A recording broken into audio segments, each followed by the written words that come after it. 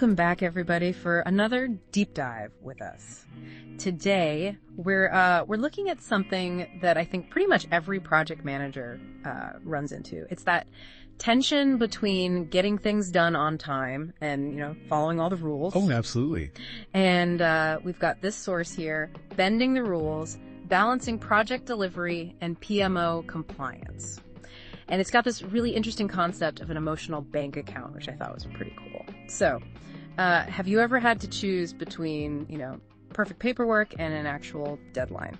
This one's for you. Yeah, this is a classic dilemma, isn't it? I mean, on one hand, you've got the project managers, and they're measured on results. They're the ones who have to get things shipped on time and, within budget. Right. But then you get the PMO. Yeah. And their job is to make sure everything's done by the book, to make sure we're minimizing risks and following all the procedures. Yeah, they're the guardians of process, right? Exactly. And the source actually uses this really good example from software development to kind of illustrate this point.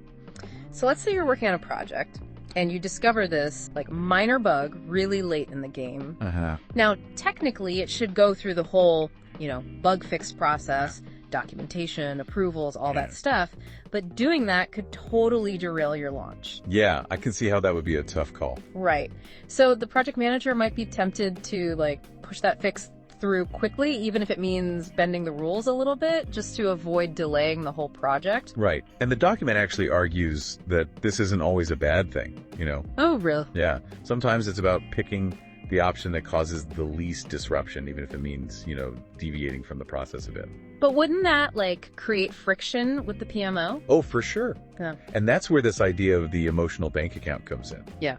If there's already a good relationship between the PMO and the project manager, if there's trust and understanding, the PMO might be a little more flexible in those situations. So it's kind of like building up goodwill, right? Exactly. Like making deposits with each act of communication each time you collaborate effectively. Yeah. And the document really stresses that active listening is crucial here. The PMO needs to truly understand the challenges that the project manager is facing, not just blindly enforce the rules. And on the flip side, project managers need to be upfront about why they might need to, deviate from the process. So it's about moving away from this us versus them mentality.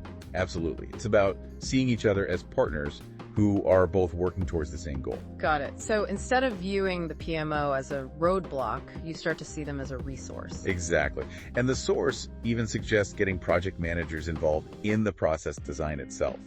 If they have a say in shaping the rules, they're much more likely to feel ownership and actually comply with them. That makes sense. But I'm curious, what happens when the PMO reacts to rule bending by adding even more rules? Doesn't that just make things worse? Yeah, it definitely can. I mean, think of it this way. That's a major withdrawal from that emotional bank account we were talking about. Right. People start to feel micromanaged, like their concerns aren't being heard, and then they're even more likely to cut corners. It becomes this vicious cycle. Exactly. More rules, more resentment, and ultimately even less compliance. So it sounds like it's not just about blindly following every single rule, but understanding the reasoning behind them and recognizing when flexibility is actually needed. But how do you find that balance in the real world? How do you actually put this into practice? Well, the document suggests building in periods of stability. For instance, everyone agrees to stick to a specific version of a process for 6 months, even if it's not perfect. Okay, I see. So you're not constantly changing things, which can make people tune out. Exactly. Yeah. You create a sense of predictability, and it reduces that, change fatigue that people can experience. So during those stable periods, you're gathering feedback, and then you use that feedback to make adjustments collaboratively. Precisely. It's about finding a rhythm that works for both the PMO and the project managers. But it requires a real shift in mindset, especially for PMOs who are used to being, the enforcers. Right. So how do you get everyone on board with this more collaborative approach? How do you convince people that this is actually the way to go? Well, the source offers a few strategies, but one that stands out is, showcasing successful examples. If a PMO can see how this emotional bank account approach has actually led to better project outcomes in other organizations, they're much more likely to be receptive. So it's like seeing proof that this isn't just some fluffy, feel-good concept, but it actually delivers tangible results. Yeah, exactly. But it also requires strong leadership. You Yeah. need someone who can champion this approach and foster a culture of trust and open communication. So it's not just about changing the procedures, it's about changing the whole dynamic between project managers and the PMO. Exactly. And that's where things get really interesting. Because when you start focusing on building those relationships, on understanding each other's perspectives and challenges, you create a much more collaborative and ultimately a more successful environment for everyone.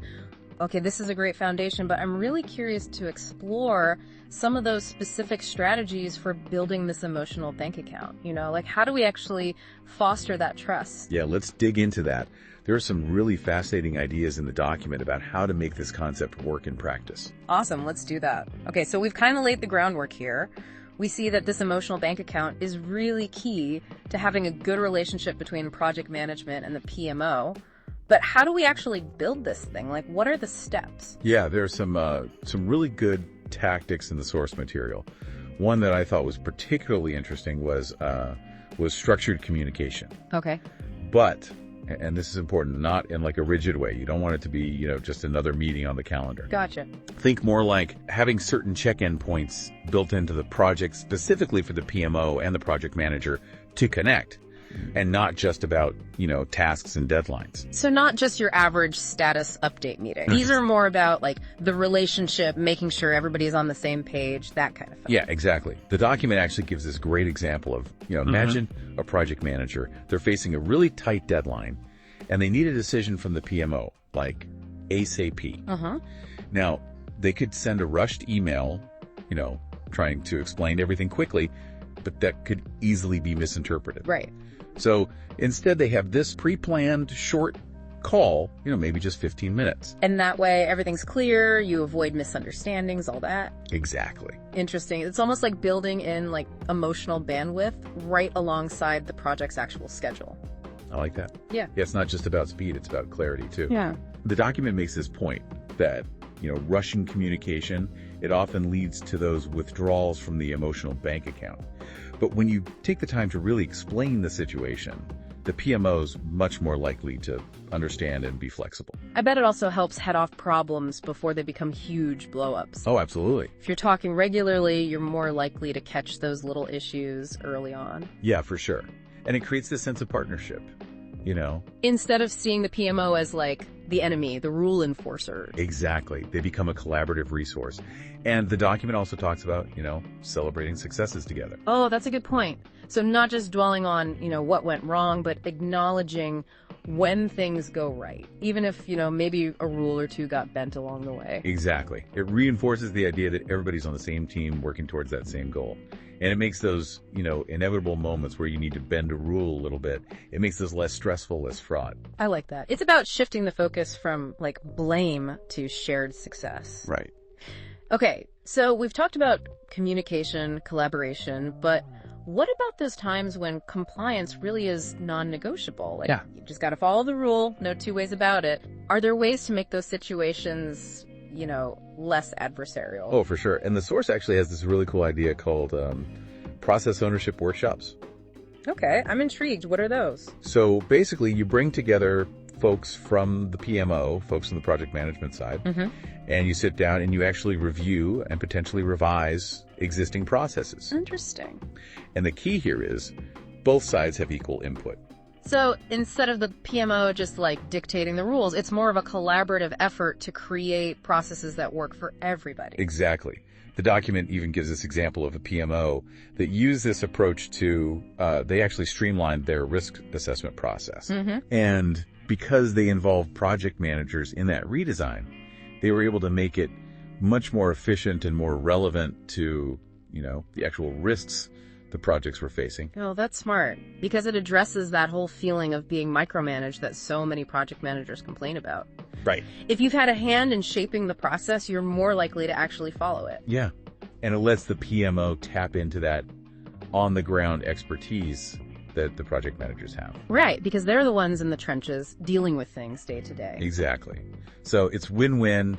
The PMO gets a better process, and the project managers feel heard and respected. But does this mean that, like, everything's always up for debate? Doesn't there need to be some level of, like, consistency and control? Oh, for sure. And the document acknowledges that. It stresses the importance of having very clear escalation paths for those situations where There's a real disagreement about whether a rule should be bent or not. So instead of everyone just like doing their own thing, you have this structured way to resolve those conflicts. Exactly. The document suggests establishing like a small cross-functional group that has the authority to make the call in those tricky situations. And I'm assuming that group would have, folks from both the PMO and project management. Ideally, yes. So you get both perspectives. Right. It ensures that decisions are made fairly and transparently. So it's like creating a safety valve for those, this high pressure moment. Exactly. But even with all these systems in place, you still have to remember that human element. Oh yeah, for sure. And that's where leadership comes in. The source really emphasizes that leaders have to actively promote this collaborative culture. They need to model the behavior they want to see in their teams. So it's not just enough to like write down the new rules and say, okay, everybody follow this. You need buy-in from the top down. Exactly. Leaders need to champion this approach, celebrate successes, and, when conflicts do happen, address them constructively.